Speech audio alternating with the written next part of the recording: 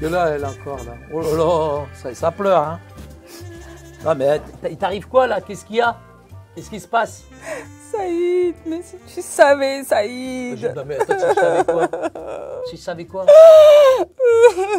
Non, mais si je sais quoi, vas-y, explique-moi. Vas-y, c'est quoi, là? Qu'est-ce que t'as? Mais Jésus, tu te rends pas compte, il a lavé les pieds des disciples. Là, pas juste pour ça. Allez, tiens, vas-y, allez.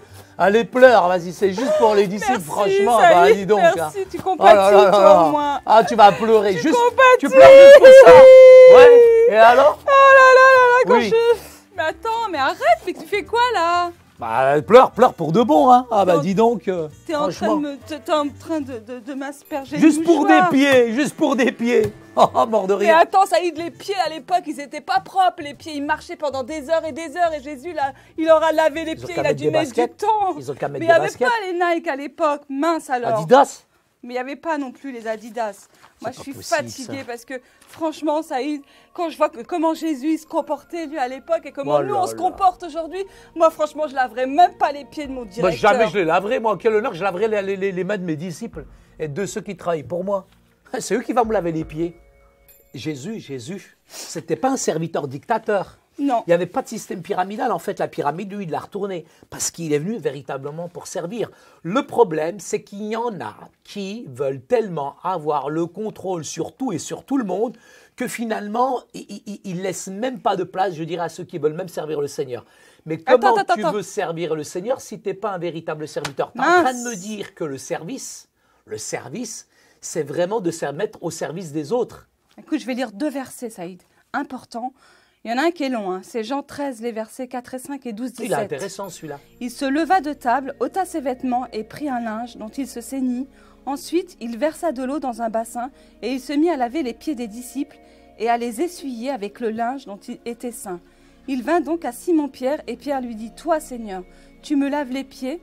Jésus répondit « Ce que je fais, tu ne le comprends pas maintenant, mais tu le comprendras bientôt. » Et ensuite, dans l'autre verset, il est dit « Alors qu'il leur avait lavé les pieds et qu'il eut pris ses vêtements, il se remit à table et leur dit « Comprenez ce que je vous ai fait.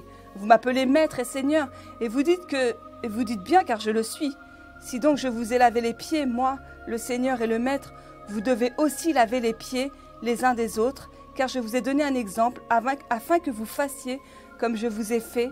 En vérité, je vous le dis, le serviteur n'est pas plus grand que son Seigneur, Wow. ni l'apôtre Quel plus texte. grand que celui qui l'a envoyé. C'est clair. Si vous avez ces choses, vous êtes heureux, pourvu que vous les pratiquiez. Ce qui signifie que Jésus a déposé sa propre volonté aux pieds de Dieu. Et il a déposé aussi, je dirais, auprès des serviteurs, je dirais, sa propre personne, sa propre volonté. Il s'est abaissé, il s'est humilié.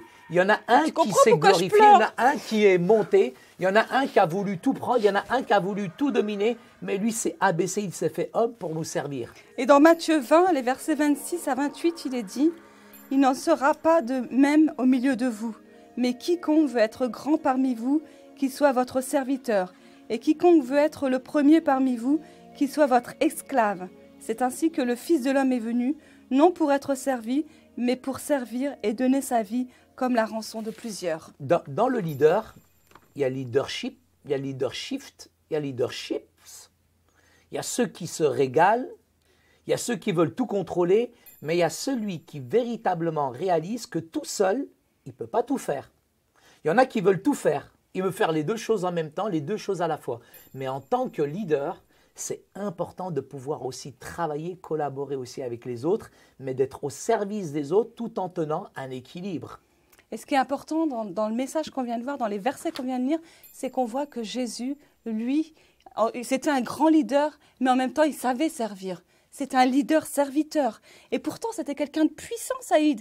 Il n'avait rien à prouver aux autres, si ce n'est qu'il avait l'amour pour les uns et les autres. Ce qui est intéressant, c'est qu'avant sa mort, il a pris le linge, il n'a pas pris la tunique. Il s'est abaissé, il s'est humilié et il a servi ses disciples. Et quand il revient après la résurrection, on voit dans le texte biblique, il prépare le repas pour ses disciples. Il est toujours dans un esprit de consécration, il y a cette abnégation, il y a cette faculté d'altruisme qui est chez le maître, je dirais qui est divinement, je dirais quelque chose qui me dépasse. C'est sûr que moi, largement, ça me dépasse. Hein, parce que franchement, laver les pieds de personnes qui ont marché des jours et des jours sans chaussures, je ne crois pas que j'en serais capable.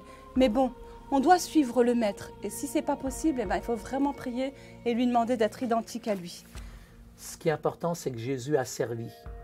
Il a servi jusqu'à la mort et jusqu'à la mort de la croix. Mais ce qui est intéressant, c'est qu'il a aimé. Il nous a amenés à la vérité. Il a mis complètement son honneur de côté.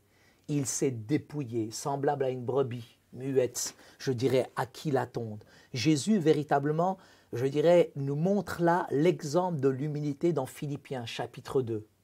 Il nous montre... Dieu nous le dit hein, dans sa parole. Dieu nous le dit aussi dans Ésaïe.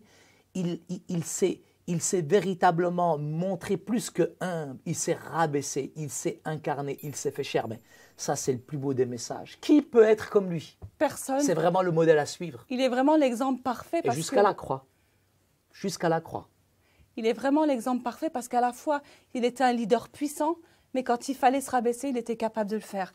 Et pour résumer, je dirais qu'être un leader serviteur, c'est agir pour la gloire de Dieu plutôt que sa propre gloire et pour le bien des autres avant le nôtre. Jésus nous sert d'exemple et nous montre qu'être un leader serviteur est plus puissant que les modèles de peur et de contrôle qu'on trouve dans le monde. Jésus nous a dit que nous devons nous servir les uns les autres, mais au point de nous humilier. Si nous voulons réellement être disciples de Jésus-Christ, nous devrons examiner notre manière de diriger et tout faire pour être agréable à moi, Dieu. je veux m'humilier. Non, non, Saïd, Saïd. Voilà. Bon. Oh,